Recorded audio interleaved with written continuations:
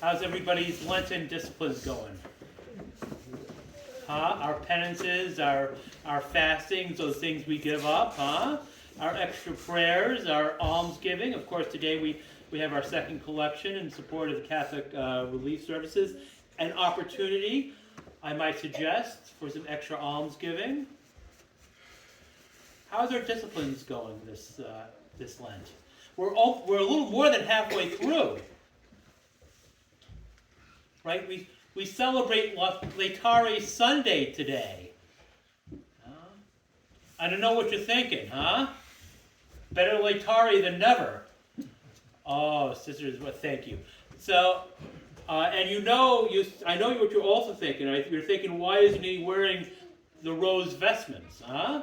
Because of course, Laetare Sunday, like Gaudete Sunday, the tradition is for the church's ministers, ordained ministers, to wear rose vestments.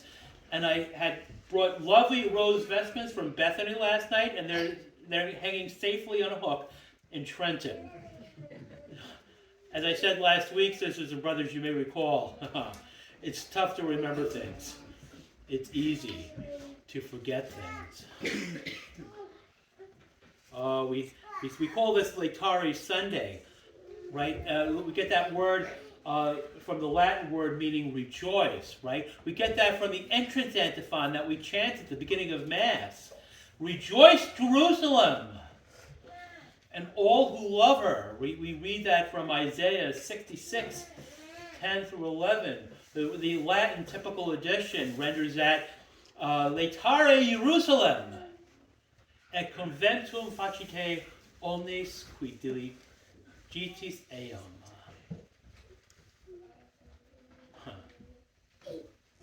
And so, of course, as we're in this middle of the season of penance, the season of fasting, the season of almsgiving, the season of extra prayers, we may well ask, what is there to rejoice about? We call this Laetare Sunday.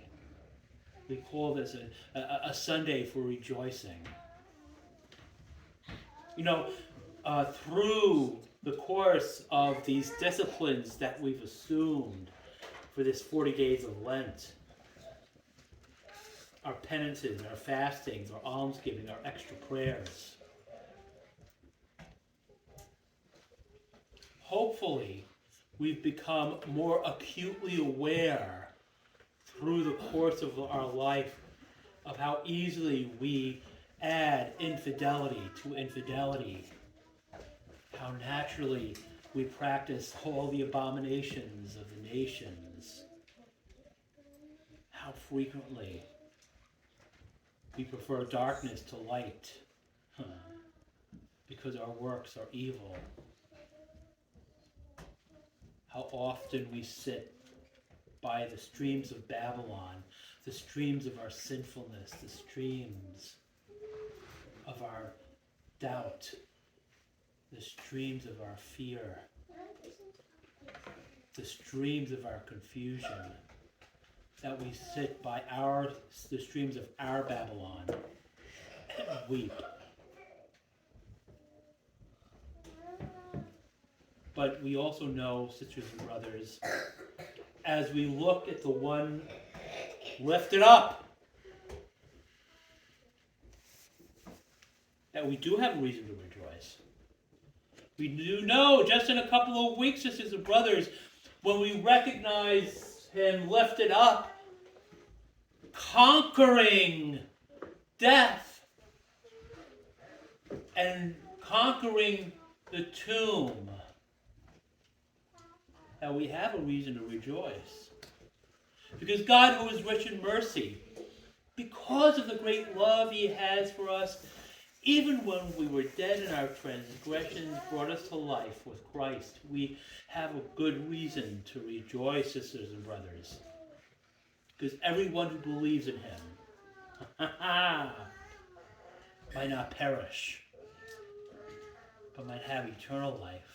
We have a reason to rejoice, sisters and brothers, because God did not send his Son into the world to condemn the world, but the world might be saved through him.